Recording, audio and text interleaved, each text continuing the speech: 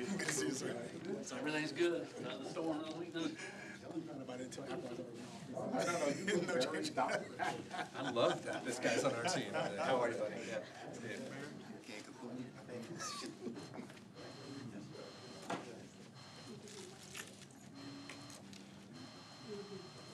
Sorry.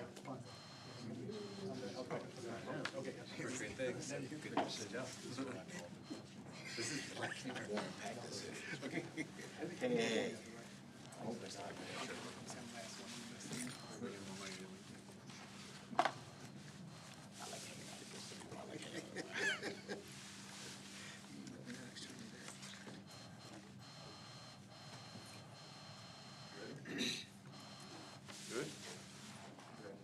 Good afternoon.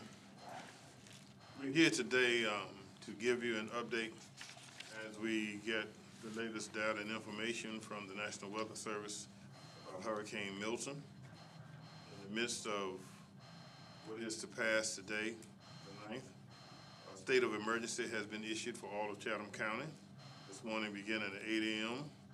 This allows us to work across governmental lines and to support each other as we align things for the onslaught of whatever we will receive from Hurricane Milton. Aligned with the governor's state of emergency that was done on yesterday, on Tuesday. It activated the Chatham County Emergency Operations Plan, and it gave us the way that we were going to go about. We have been on Command Policy Group meetings this morning as we get updates. And one of the things I want to say just before I turn it over to Director Jones is when I was coming up in my high school days, college days, we used to do a dance called the wobble. All right? That's what we're doing with this storm. We're watching the wobble, okay, because it's wobbling. All right, it's not going in a direct line, but it wobbled, and late on yesterday, it kind of wobbled south.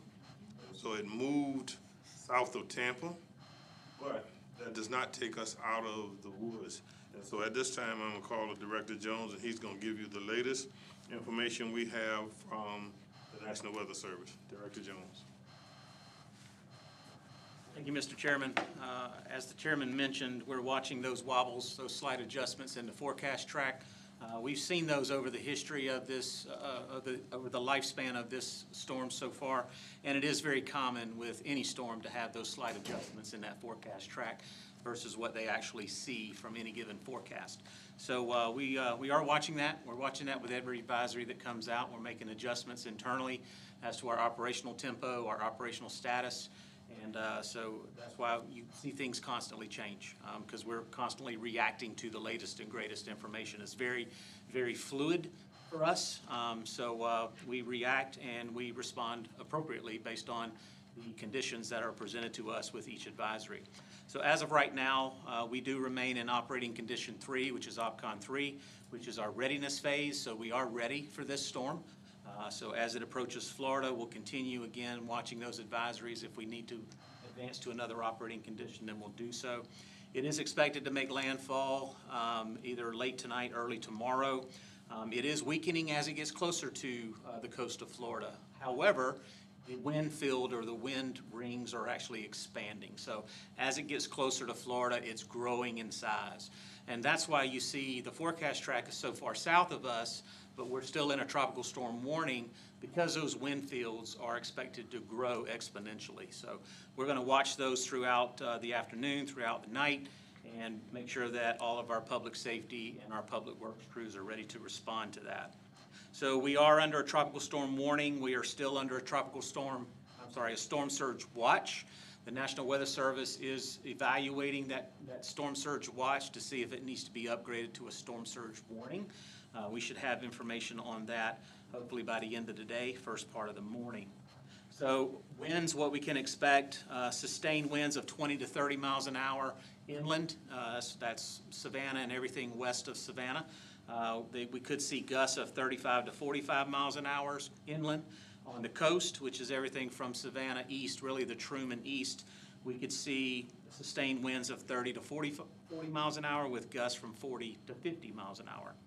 As I mentioned, there's a storm surge watch, could be upgraded to a storm surge warning.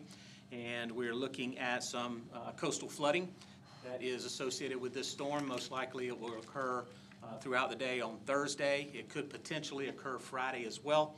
We are looking at a high tide tomorrow morning around 2 o'clock, or tomorrow afternoon around 2 p.m., and that'll be roughly about a 10.0 foot tide, which could cause significant flooding, coastal flooding, and it could create isolation issues going out to Tybee. That road could become impassable, and also the causeway going out to Burnside, that could become impassable as well. Additionally, the debris left over from Helene going out to Tybee, there's a lot of marsh rack that's along the side of the road. As the tide starts coming in, it could push that marsh rack even closer to the road. It could push it into the road. So public safety will have to keep evaluating that road going out to Tybee, especially for the marsh rack. If there's any dangerous conditions that they are witnessing, public safety that will then close the road at that particular time. Georgia Department of Transportation is also ready to react to that as well. They were out today trying to move that marsh rack further away from the road, and they are also pre-positioning resources here so that if the marsh rack does encroach into the roadway, then they can respond quickly to kind of push it back to the right-of-way.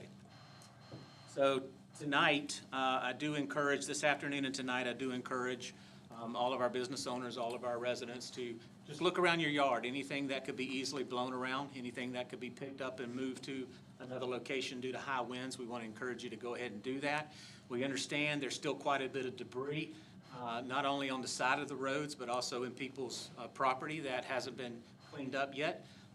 If there's any way you can secure that, I don't know that you can, but if there's any way that you can secure that, you may want to do that. Otherwise, we'll just have to make sure that we're monitoring those conditions and reacting to the debris that gets blown around that was left over from Helene. Any small yard items, if you have any Halloween decorations out, I encourage you to go ahead and take those down, store those in your garage.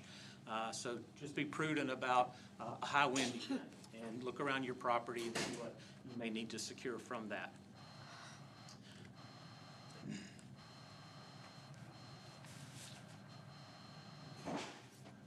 All right, so that's all of that I have right now. We do have some partners with us today who want to come up and say a few things. We have the City of Savannah, Tybee Island, Chatham Area Transit, and the Coastal Health District would like to say a few words, and we'll take those in that order. So, City of Savannah. Thank you. Good afternoon. Thank you, Dennis, Mr. Chairman. Thank you for your leadership, and to all of our partners here and our school board. We're in this together. This is a scary storm, and I realize how frustrating this must be for our residents. We just did this, and now we're back in this again. But then we look at our friends in Florida. Many of them are in Savannah. You can see a lot of Florida license plates. And I've interacted with many of them, and they don't know if they have a home to go back to. And then all of a sudden, you're grateful for just things as they are. And so I just ask that we continue to take deep breaths, be very, very patient. This is not an exact science. And I will tell you that not only our national partners, our state partners, and certainly our local partners are doing the best they can with the information that they have. And as the chairman said, the wobble is a song that moves around, and this storm continues to move around. Anticipation of this, and regardless of what we do in terms of our operations tomorrow, the Savannah City Council meeting has been pushed back to Friday. We recognize that government still has to go on, and we want to make sure people have proper notice, so we'll hold our workshop at 10 o'clock on Friday, and then have our regular meeting at 10:30 a.m. And of course, the meeting is at the Board of Education's Whitney Administrative Complex. We urge all residents to do your best, again, to prepare for possible impacts. We know that this might be largely a wind event, but then you're talking about a wind event in a place that's already been impacted by wind and rain. And so we know that branches that might have held up under regular circumstances might be easier to fall now. So make sure you're looking around, making sure, as Dennis said, tie down what needs to be tied down. I declared a state of emergency yesterday that allows our folks to move into an emergency response posture. And we want our folks to prepare the best they can for power outages, replenish emergency kits, and secure your property. 311 is still a number to call. And so we want you to call to report down trees. That helps us to respond quickly. It helps our emergency services to do what they need to do. You could also download the 311 app. It's Savannah 311 to submit service requests. Any down power lines, please call 911. And if you encounter a down power line, keep your distance and contact 911. You can also contact Georgia Power at 1-888-891-0938. City crews are out there in these streets, and they'll be out there until the storm passes, and the next day, and then the next day, and the next day. We'll be providing more information to the public this evening regarding any possible closures of government operations. You can find updates from the city at savannahga.gov/Storm Milton, and you can follow us on social media as well. Throughout the last few storms, we've noticed that we've seen an influx of misinformation on social media. I urge everyone to get information directly from the source. Everybody becomes amateur meteorologists and emergency managers, and Facebook has allowed them, and social media has allowed them to do that. The reality is this man behind me and those trusted sources, FEMA, NOAA, the National Hurricane Center, GEMA, are the best sources to get that information. You can go to the National Hurricane Center's website, you can go to the Chatham Emergency Management Agency's website, and everything that I get, that I push out, I'm not good at this, I just copy the stuff they give me. I want to thank these dedicated civil servants, not only of Savannah, Chatham County, but all of our municipalities that are working around the clock to make sure that we are safe and provide you the best and most up-to-date information. Again, go to the source, make sure you have the right information. Again, thank you all very much. We have sandbags available starting at noon today through 5 o'clock at the in-market arena. If you need them, go ahead and take them. Please bring your own shovel. And please be prepared to bag them as well. Thank you. Jay, if you have the operational update.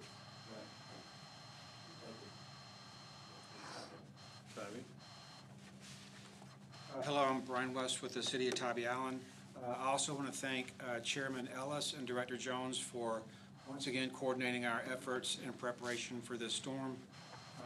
As always, our primary goal here is to protect our citizens and our visitors on Tybee.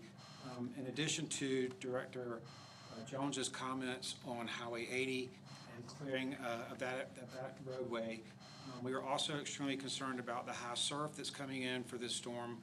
We expect very high waves and a large amount of beach erosion.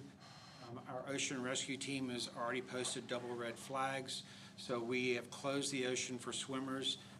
They have sighted a 300-yard rip current already this morning in the ocean, so please don't plan to come to Tybee and get in the water. If you do plan to come to Tybee, save it for Friday and come to Pirates Fest. And stay safe, everyone. Thank you. Good afternoon. Chatham Area Transit Authority is still monitoring the wind patterns. That will be the determination as to whether or not public transportation will be provided on Thursday. It is my goal by 6 o'clock today to make that determination. Once that determination is made, it will be shared publicly with SEMA on our website and through text alerts and social media.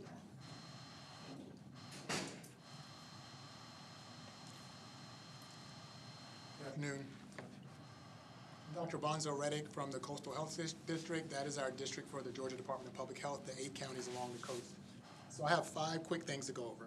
So number 1 is our health departments. So the Chatham County Health Department, our posture right now is the plan to be open normal hours tomorrow and Friday. So that's both of our sites. Our site on Eisenhower as well as our Midtown site on Drayton Street should both be open normal hours. Even for our surrounding counties as well, all the northernmost counties in our district also should have their health departments open as well. So that includes Effingham, Bryan, Liberty, all of our surrounding counties. The only counties in our district that will be closed tomorrow will be the 2 that are in the southernmost part that are bordering Florida. So All of our counties around this area should have normal health department operations tomorrow and Friday unless there's some unexpected turn of events. Second, we just always remind people to prepare yourselves in terms of all your health needs for the next couple of days in case there are any power outages. So that includes if you have prescription medications you take, if they're gonna run out before next week, go ahead and get those refilled. Pharmacists and physicians will usually work with you to get you a few days' supply to make sure it lasts you through the weekend. Along the same lines, hopefully there won't be any flooding, but if there is flooding, especially for our areas along the coast and our islands, please be sure you do not venture out into the flood waters. We talked about this with our previous storm, but flood waters are often very nasty. They may have waste in them from animals or humans. They may have backed up septic systems that get in the water. They also might have sharp objects or things that can injure you. So stay out of the flood waters, literally, unless it's a matter of life and death and you have no other option. If you do have to venture out and you suffer any puncture wounds or anything like that, be sure to get up to date on your tetanus shot. Tetanus shots are available at any of our health department locations, and they should be given within 48 hours of any injuries. I had a tetanus case in Chatham County, I think since 2011 is what I've heard, so no tetanus for me. And finally, if there's power outages, be careful with food because of the risk of foodborne illnesses. If you do lose power, food is good in a refrigerator for up to 4 hours as long as it's tightly sealed and cold, and good for a freezer anywhere from 24 to 48 hours.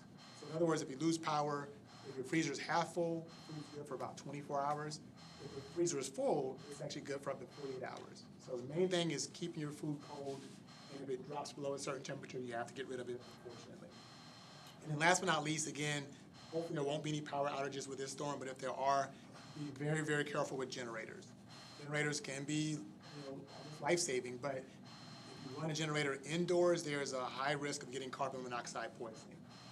Carbon monoxide poisoning doesn't have any symptoms early. It has symptoms when it's often too late. So things like getting headaches or feeling dizzy, you might feel those symptoms, but when that happens, sometimes there's actually permanent damage that's already happened. So the most important thing is preventing it from happening in the first place. You have to run a generator, make sure it's run outdoors, not inside, and also not inside your garage as well. It should really be 20 feet from your door. So if you have to run a generator, make sure it's outside, make sure the exhaust is facing away from your house. So away from your house, 20 feet, outside of the garage as well. So those are kind of the things to think about. And again, just, take care of yourselves and take care of each other. And thank you for everybody who's here, but also all of you out in the community who are doing so much you can to keep us safe and to maintain the best health possible for the Coastal Health District. Thank you.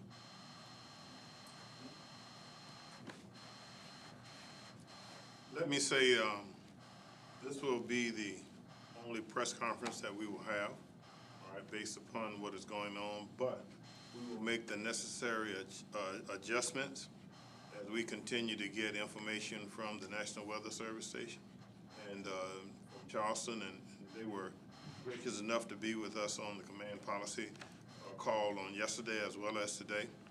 So we make those determinations from that. The Coast Guard is there, GDOT is there, and as Director Jones says, when it comes to the bridges, right, because we have high bridges coming out of on President Street, coming out from the islands into the city, as well as Thunderbolt, as well as the Talmadge Bridge. The officers who are on duty will make those determinations. GDOT will make those determinations because they have a threshold that if the wind increases to a certain point, that may happen.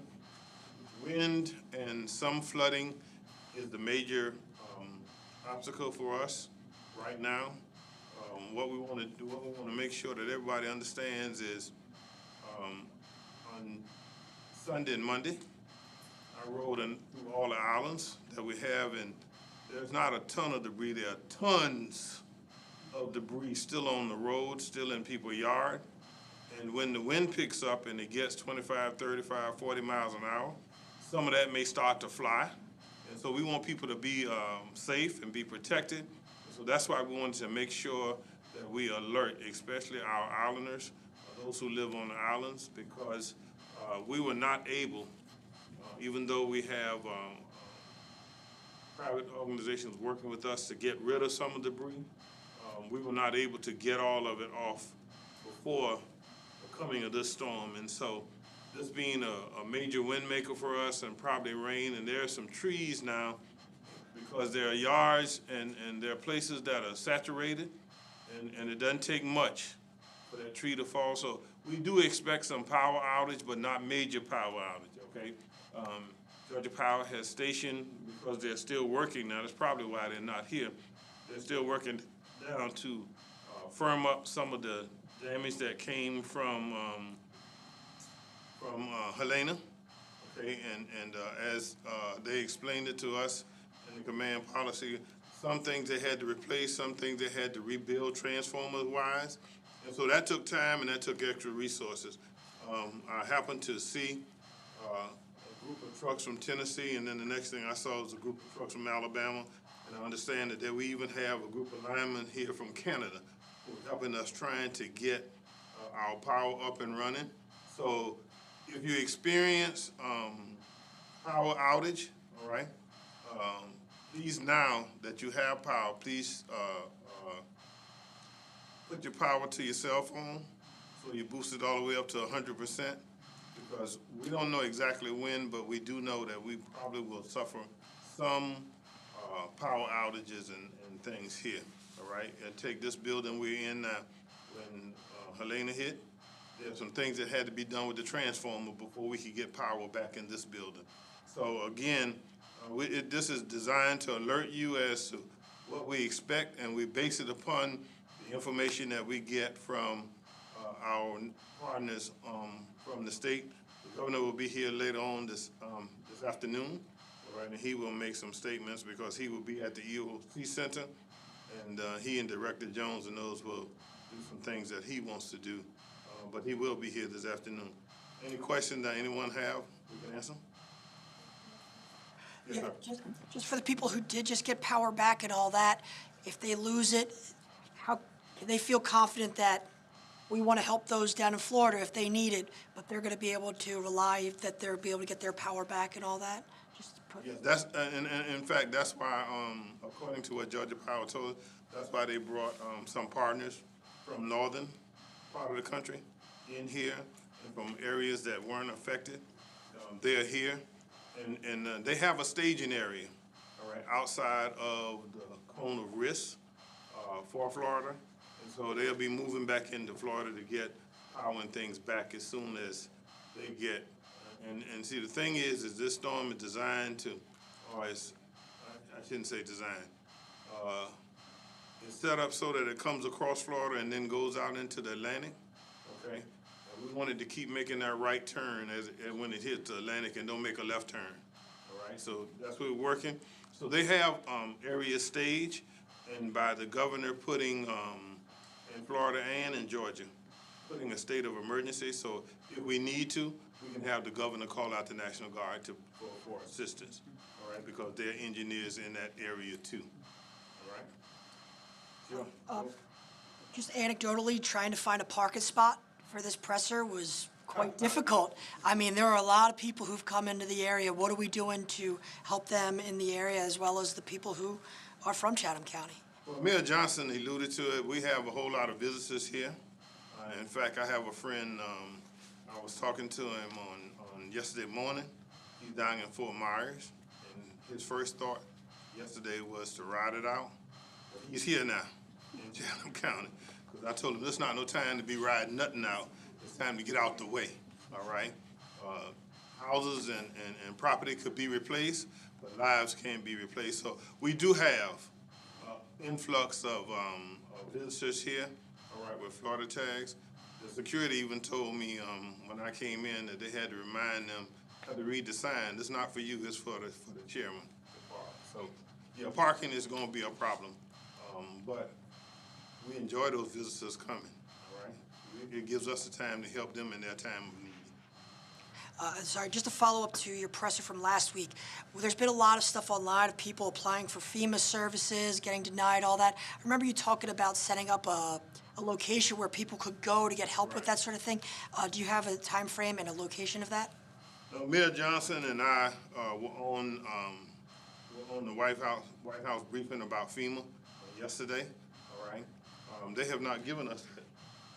They have not given us the time nor the designation, but the FEMA team will be here. And we have to remember now, they're working from just outside of Virginia, North Carolina, this way, okay? And so they are dispatching the FEMA team that's gonna help folks. But if you could go on to the 1-800 number, and I'll have Director Jones give you that number again, all right, for FEMA, or either go to the FEMA website. You can start your application process, all right, so that when the team gets here, and my understanding of what the team's gonna do when they get here is they're going to look at applications and go door to door, all right? And so it behooves everyone, and I'll say, as my father used to say, when I was coming up, if your name is not in the hat, it can't be pulled out. So I advise everybody to fill out that application, whether you do it online or whether you do it over the phone, all right? And if you call the phone line now, you got to know you're gonna have a waiting period because it's crowded, okay? Because it's just not Chatham County, it's just not Georgia, but it's South Carolina and North Carolina and Florida as well, who's on those FEMA lines. But I was glad that they assured us yesterday, as we talked to the White House, that FEMA funds are not running out, okay? Those funds have been allocated. They're talking about future funds, and my understanding is that they are debating now whether to call Congress back into session or not into session to even boost the FEMA even better. Because I don't know that this is the last storm of the season, right? So they don't know just what, but we do know there is a need. So FEMA's working with that. Anything anybody want to say on that? Okay. All right, any other questions? I just have a quick question. I'm not sure, this might be better for Director Jones, whoever, but as many of you alluded to, obviously the ground is still wet and soft, leading to, making it easier for some of those bigger trees to fall over that maybe wouldn't if the ground was dry. First, what kind of impact do you think that's gonna have on the amount of down trees we have and potentially down power lines? And then also, for locals as they walk through their yards, are there any indicators, at the base of a tree showing that, the roots may be soft underground? What kind of things can they be looking at? Very good question. Thank you for asking that. So, our ground is already saturated from the previous storms. It really hasn't abated yet. There are some dry areas throughout the community, but the ground overall is still very heavily saturated. So, you asked about indicators around properties. If you're walking around a tree base and it's squishy, or it's soft when it's normally a little more compact, then that's an indicator that it's certainly oversaturated. So, in Chatham County, throughout Chatham County, we have a very large tree canopy. That's one of the things that draws people to Savannah and to Chatham County is that tree canopy, the beautiful oaks. However, during a high wind event, those beautiful oaks tend to have old debris, old limbs, that have rotted over a period of time, and it gets blown out by high winds. Thankfully, a lot of that debris was handled during Helene, but it's certainly possible that there's still some debris that is still left up in those live oaks, top of pine trees that are just old that didn't come down during Helene, but they may come down during this wind event. So it's always a very strong possibility that we could have additional debris that we didn't see during Helene. So, we got to keep vigilant of monitoring the wind conditions and also just making sure that we're staying safe. We're being weather aware and also making sure that you are aware of the conditions around you. So we encourage everybody to certainly be very diligent in making sure they are aware of their surroundings. And just a quick follow-up, if someone does notice that the ground is, squishy, as you mentioned, towards the base of that tree, what's your recommendation for, what they should be doing with that tree? Well, we certainly don't want people digging up their trees. Trees is what makes our community beautiful. So just be aware that could potentially cause a hazard if a wind or a very strong wind gust comes along. Just be weather aware. Be aware of what the conditions are around your property, know your property, and just be mindful that some of that could become a hazardous condition if the wind hits it at the right location. The majority of what I understand about this storm is going to come in the wee early hours of the morning, while most of us are asleep. So that's why I hope that everyone will get prepared as we move through Wednesday into Thursday, okay, and 3 or 4 o'clock in the morning. you're not sitting up watching a tree. I know I'm not. But if you make sure that the things around you, your trash cans, anything that can be pushed by the wind, all right, and those things can easily become projectiles. All right, I was talking to my daughter, and they found their trash can not only down the street but around the corner. All right, so those things get pushed around real easily. And so we want you to secure things, and then be careful. Is the best message that we want to say. But I also want to thank all our municipalities and all our partners who are part of the Command Policy Group as we come together to formulate what we're going to do, all right, and how we're going to, and what's best for all of Chatham County to do. The thing that catches us off balance is the things that we don't know. Okay? When we don't know that there is certain powers out certain ways, okay, and it catches us off balance because, excuse me, then what we have to do is go through the process of getting it through the EOC and then getting them to get the right people in place. And so if you look around and you see something, please let your municipality know, whether you're talking about the city of Savannah Garden, city of Portland, or Bloomingdale, Tybee, whatever, okay? And let the county know. And the best way to get it is if you get it to the EOC, they can direct it to the people who need to be in place to do that. Let us be prepared as much as we can be prepared. I'm like Director Jones, as I rode through Sunday and Monday, I don't know that we can secure all of the debris that's on the side of the road. You know, when I rode down Cromwell Road and Wilmington Island Road, and I went out to Burnside Island, and I went out to Tybee and see all of the debris that's on the side. I don't know if we can secure all that. I know we couldn't pick it all up, all right, because there just wasn't enough time, and we just didn't have enough workers to do that. So I want folks to be mindful and be vigilant, all right, but most of all, be safe, all right. Thank you all again for coming now, and anything after this, direct it to Director Jones and the EOC, all right, and that's how you get the news briefing, okay? Thank you all.